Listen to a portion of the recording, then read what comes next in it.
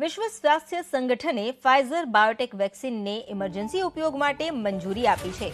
કોરોનાની વેક્સિનને લઈને સૌથી મોટા સમાચાર. WHOએ ફાઇઝર વેક્સિનને ઇમરજન્સી ઉપયોગ માટે મંજૂરી આપી છે. એટલે ટૂંક સમયમાં વેક્સિનની આયાત અને ત્યારબાદ તેના વિતરણને પણ મંજૂરી અપાશે.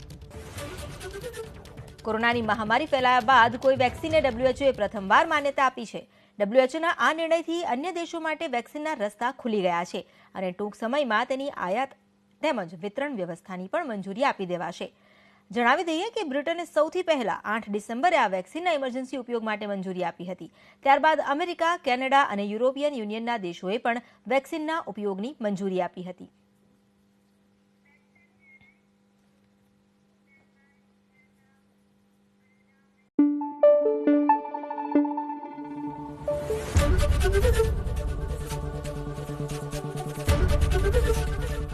ABP અસ્મિતા, ગુજરાતની અસ્મિતા.